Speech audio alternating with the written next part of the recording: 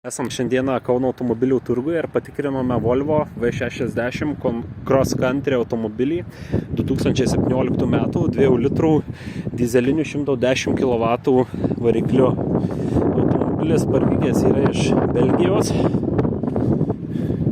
Išorinė dalis D3 varikliukas 2 litrų dizelinis.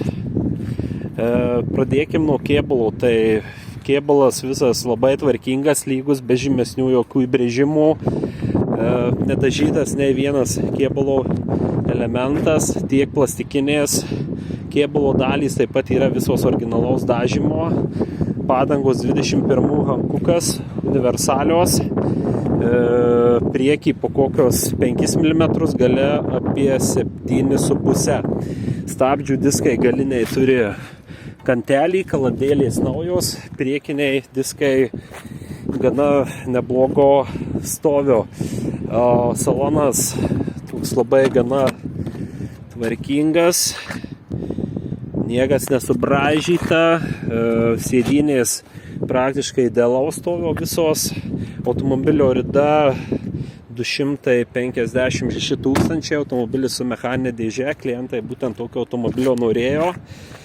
Iš techninės pusės, ką pavyko atrasti, tai neveikia oro kokybės daviklis. Toliau atlikus bandomą įvažiavimą išryškėjo antra gana nemaža problema, tai ta, kad prabuksuoja sankaba. Sankabos defektas.